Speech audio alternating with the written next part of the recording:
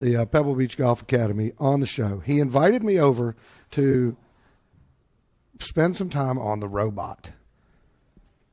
I went reluctantly. I'm so glad I did. Scot W.R. is, well, the man with the robot. Yes. And Laird Small is the man in charge here, and I have them both on with me right at the top of the show. Gentlemen, first and foremost, thank you so much for that.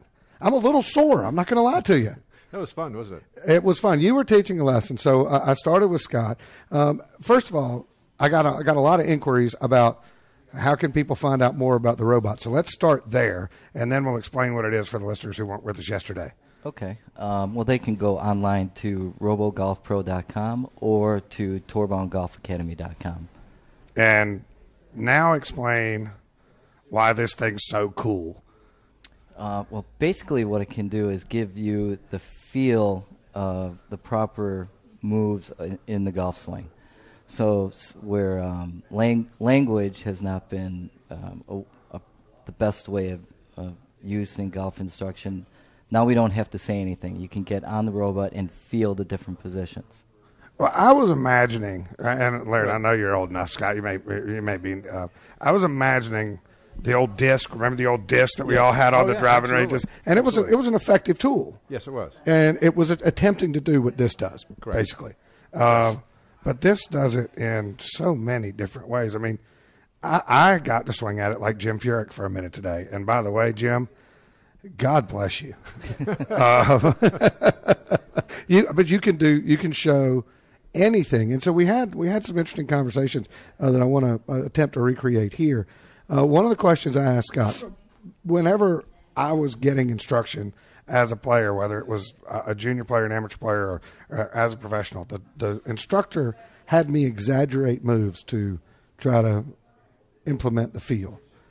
And it seems like this takes some of that part of it out. Like if I was coming too far from the inside, he'd want me to exaggerate, my width and the plane. And is that part of the tool here? Well, no, I think that part of coaching and teaching is getting the player to be able to do the motion and do the action. And some people are more literal than others, and some people need to exaggerate everything. So sometimes you have to go to a mile to move them a mile to get an inch, of movement in the swing plane. And some are, no, just tell me exactly what I need to do, and this is what I'm going to do. So the coach has to really figure out how that student receives information and how they're able to process it. Because sometimes, you have to kind of lie to the student a little bit to get them to do the right thing. You're right. And then what happens is in the communication, you're saying you've got to do this, and then the student is saying, wait a minute, I don't see anybody on tour or any good player that does that.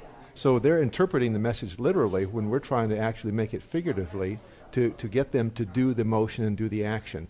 And that's one of the hard parts about coaching and teaching is that the language that we use it doesn't paint a good picture for the individual. And what the magic of the robot is that it speaks a language of feel. So you get on this and it says, oh wow, this is what it's supposed to feel like. And when someone can actually get that feel, then they have the chance to reproduce the mechanics. So you want to get the feel, and the feel reproduces the mechanics. That's just one of the age-old things that we've always had as teachers and coaches. If you want to see a picture, you can go to my Twitter account. It'll show you how a fat man looks on the robot. And, by the way, for those of you who responded when I tweeted that picture earlier, thanks a lot. There was not a single flattering comment. I do want that to be clear. Laird, you told us last night how you came to be familiar with the robot. Scott, how did you run across the robot for the first time? In 2005, I bumped into the inventor at the PGA show.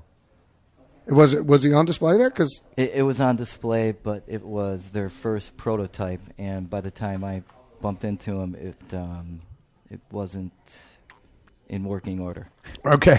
So from there, a couple months later, I went to Germany and created a relationship with them and then became partners with them.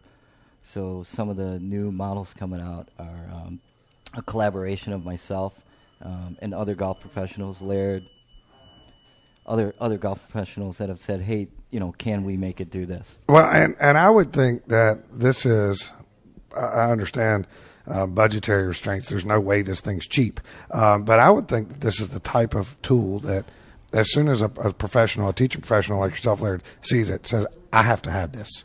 I think what coaches have to do is they have to kind of let go of ego a little bit, saying, I can do this, I can do this. And I think you have to let go of the ego a little bit and help guide the student. Because in reality, see if I can say this in the right way, the student is learning themselves. The student is the one that's doing all the learning.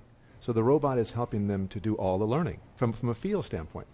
And I don't know if sometimes I say to my students, I can't fix you.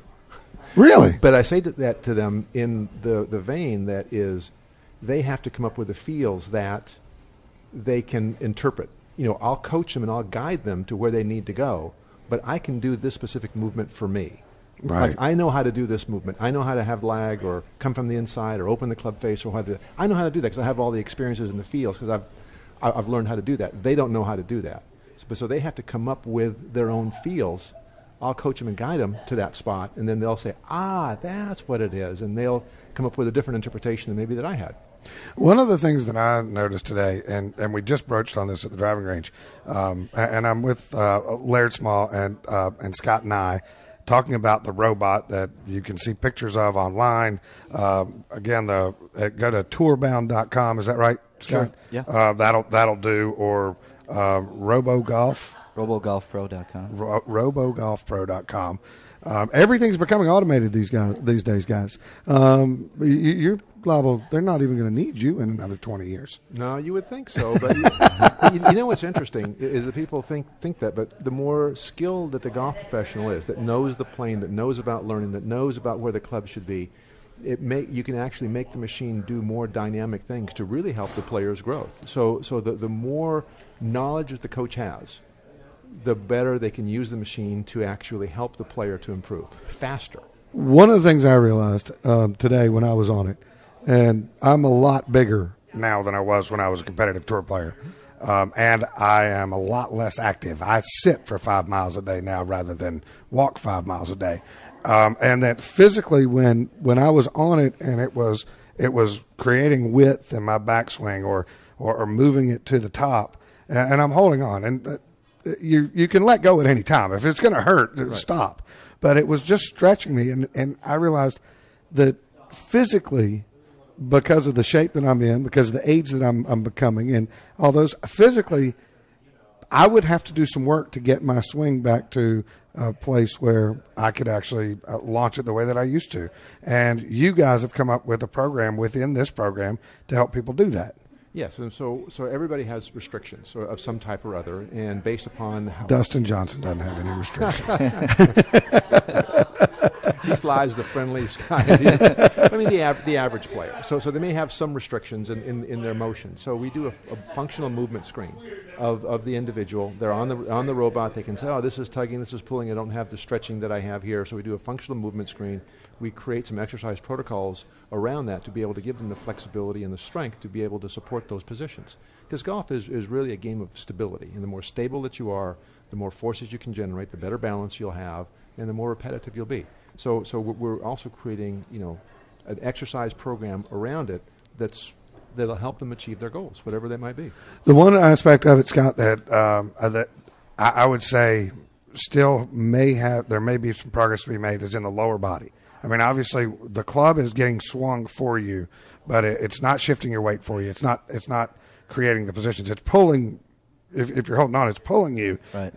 Your weight back. But that seemed to me the only area where that wasn't doing all the work for you. Oh, I disagree. Really? I totally disagree. See, if you swing the club back on the right path, your body's going to move to support that. Right. Go back to Ernest Jones, Jim Flick, all the great coaches and teachers that have really done that. So by swinging the club in the correct path, so when you swung your club back up to the top, your body turned and pivoted. Your weight shifted. When the club swung down and through, your weight shifted, and you moved. What it did is it moved in the correct sequence. And what you may not feel is the correct sequence, which is why we, the movement of a lot of times players exaggerate the movements of weight shift and moving their hips, which then actually throws the club off of the right path. And then they have to actually rescue. Now it becomes a rescue mission. Right. Oh, no, I'm familiar with it. And what I noticed was my lower body moved a lot less on the machine than it does on the driving range. Right, you were more stable. And by being more stable,